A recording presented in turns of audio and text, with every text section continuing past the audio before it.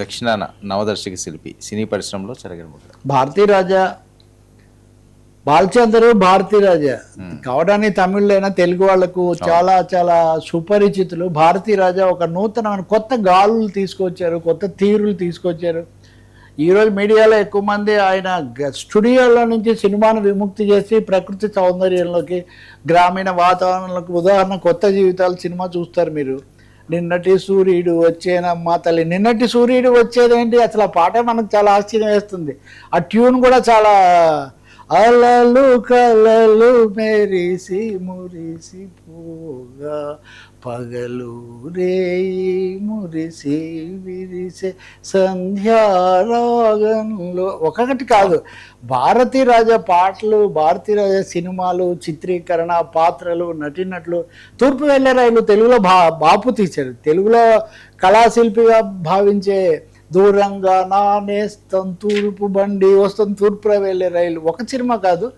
భారతీ రాజా ఒక కొత్త ధనాన్ని తీసుకొని వచ్చి, బాలచందర్ ఏమో ఒక విధమైన హ్యూమన్ డ్రామా, మెలో డ్రామాతో, సోషల్ మెసేజ్తో సినిమాలు తీస్తున్న సమయంలో భారతీ రాజా ఆల్టర్నేట్గా ఒక కొత్త ధనంతో కొత్త నటీనటులకు శ్రీదేవిని పరిచయం. ఒక శ్రీదేవి చాలు కదా, 16 అయిందిలే, మన తెలుగులో 16 ఏళ్ళ వయస్సు.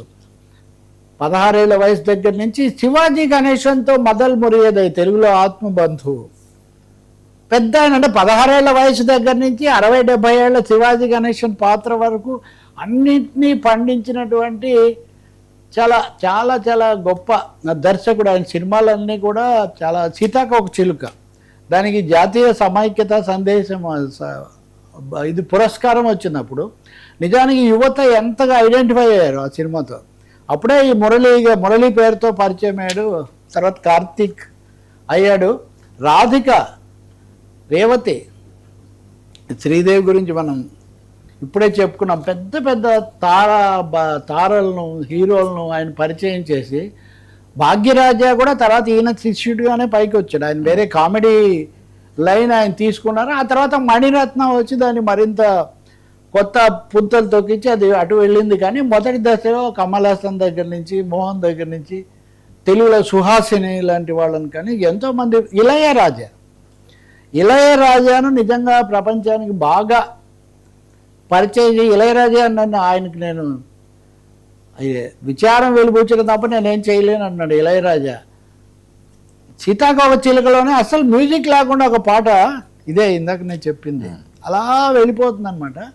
భారతీ రాజా ఇవే అనుకుంటే క్రైమ్ సినిమాలు, ఎర్ర గులాబీలు, అందులో Sridevi, Kamal Haasan, crime thriller, tick tick tick అంటే క్రైమ్ థ్రిల్లర్స్ తీసాడు.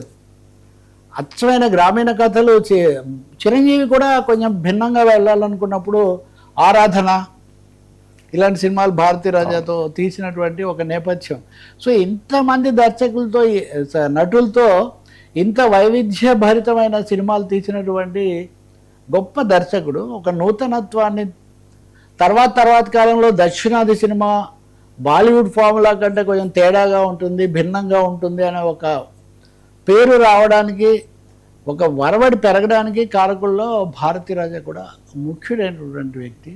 ఆయన బాగా పోరాడి 84 ఏట కన్నుమూసారు. ఆయనకు కళాభిమానులు, ప్రేక్షకులందరూ కూడా ఆయన్ను తలుచుకుంటారు. ఆ సినిమాలను చిరకాలం ఆ సినిమాలు నిలిచి ఉంటాయి. Thank you so much Ravi గారు. ఇది ఈనాటి ఫ్రాంక్లీ